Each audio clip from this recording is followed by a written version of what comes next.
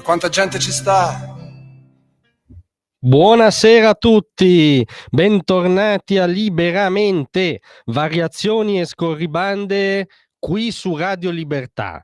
Allora stasera parto subito con una petizione di principio proprio a cui tengo. Dio ci conservi l'europarlamentare Ilaria Salis. Ce la conservi non solo in buona salute ma anche attiva e sempre esternante come in questi giorni. Perché lo dico? Perché Ilaria Salis ha un pregio indubbio, cioè ci restituisce le follie della ideologia paranoica politicamente corretta, dell'allucinazione woke, di questo progressismo convertito in neoscurantismo meglio di tutti, cioè ce la restituisce nella sua essenza non solo folle ma costitutivamente ridicola, sfronda tutti gli abbellimenti e le argomentazioni e come dire ci restituisce l'essenza veramente comica del politicamente corretto. E vi vado a leggere perché sostengo questa tesi, perché l'ultima della Salis credo sia irraggiungibile o magari raggiungibile solo dal prossimo post della Salis. Comunque leggiamo a quello che al momento è la vetta, post di Ilaria Salis. La ministra trampiana Kristi Noem dichiara: più che una città di immigrati abbiamo a che fare con una città di criminali. Eccolo il solito, riferito ovviamente ai disordini di Los Angeles, eccolo il solito discorso miserabile e manipolatorio che associa le persone razzializzate alla delinquenza, al fine di isolarle e renderle bersaglio d'odio e costruire un comodo capro espiatorio. Le persone razzializzate credo che dal suo punto di vista siano appunto gli immigrati come dire accusati dalle cronache di essere neri o ispanici perché sono neri o ispanici, ma questo dato di cronaca si chiama, apprendo, razzializzazione. Ma andiamo avanti.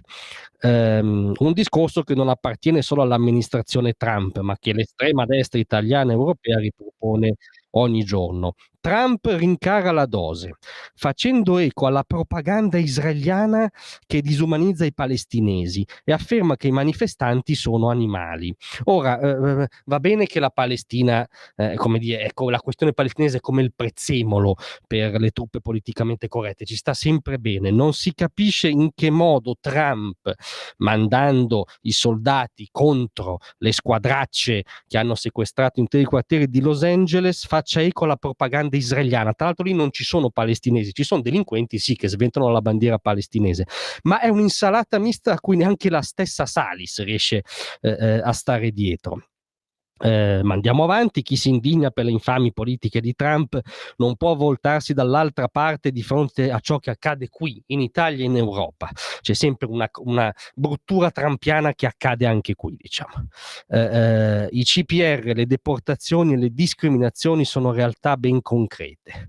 A livello europeo l'estrema destra, con l'appoggio crescente del centro, punta a intensificare le deportazioni e a realizzare il suo sogno suprematista di remigrazione. Quindi c'è l'estrema destra europea con l'appoggio del centro, quindi immaginiamo che non lo so, Rotondi o qualcuno di analogo che si sveglia la mattina e pensa come deportare migliaia di persone per la cosa che non sta accadendo da nessuna parte in Europa. Purtroppo, dico io, se la intendiamo in senso normale, non alla Salis, cioè non si stanno facendo espulsioni di massa, non deportazioni, come sta provando a fare Trump. Ma come al solito è un climax quello della Salis, quindi il bello sta per arrivare. È proprio da qui, da un antirazzismo chiaro e netto, radicato nella materialità dei rapporti sociali, che evocare Karl Marx fa sempre bene, che possiamo costruire passo dopo passo una forza capace di crescere e cambiare le cose. Il loro incubo, immaginiamo, delle estreme destre alleate al centro deportatore, è la sostituzione etnica. La società per cui lottiamo è meticcia, solidale, aperta, perché una società giusta o lo è per tutti o non è. Rullo di tamburi, fuck eyes, fanculo la bianchezza. Fanculo la bianchezza, dice non ci sembra non nera, non ispanica, non asiatica Ilaria Salis. Quindi ora il problema è proprio l'epidermide, cioè dobbiamo chiedere scusa del colore della nostra pelle, quella che Roger Scruton chiamava oicofobia, che secondo lui era l'essenza di questa follia politicamente corretta, cioè l'odio della propria casa, della propria tradizione, della propria nazione, della propria cultura. Con Ilaria Salis diventa odio cromatico, odio della propria epidermide, cioè fanculo la bianchezza, fanculo scusateci se siamo bianchi, capite che siamo alla vetta o al grado zero. Quindi se Ilaria Salis dice fanculo la bianchezza, io mi permetto di dire fanculo la follia woke, anti-americana, anti-occidentale, da oggi anche anti-bianca, proprio nel senso cromatico. Grazie a tutti e a domattina. Tra un manifesto e lo specchio